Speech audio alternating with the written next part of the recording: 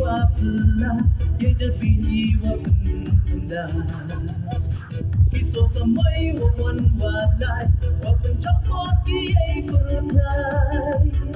kupira kirong wapla yeja bini wapunda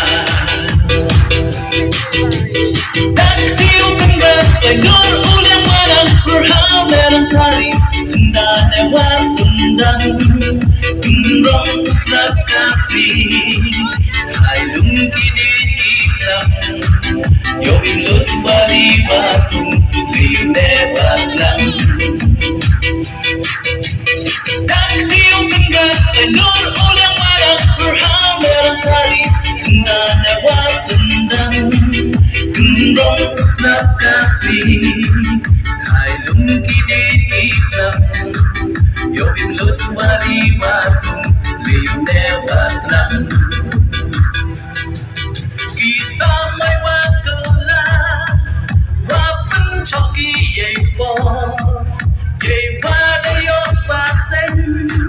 Yo tip ki u khen ko Đừng rẽ hano thăm si Yo tip ki u terna Lum ko kayong kasen Bukit paslit bagyan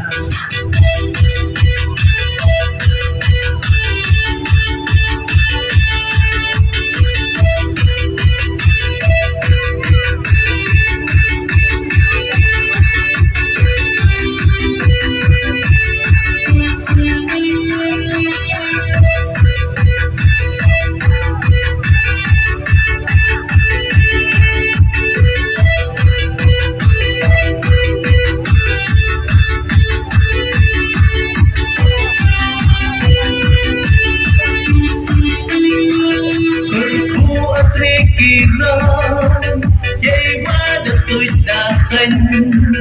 Yo man ido isna Yo bang ikro isen Yo kulit Nejabin Kanjang privasi kai waktay tinggi Surku atri kilo Yay wada suita sen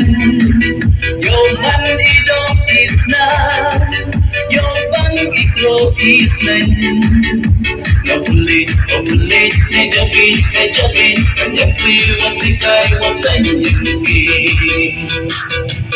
Takdiu kembang senyur ulang malam berham melankolis dan lewat sendang Gembrong pusat kasih Hailung kini iklam Yo ilut bali batu Liu debat lang Kita may wakala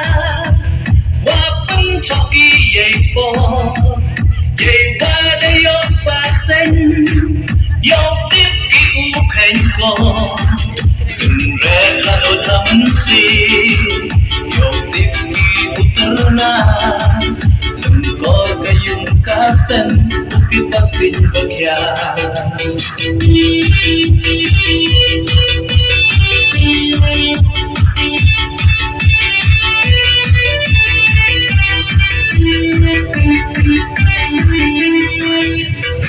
Kiso samay wawan walay Wapan chapoti ay kulay Kupira kirong wapla Yeja bini wapunda Kiso samay wawan walay Wapan chapoti ay kulay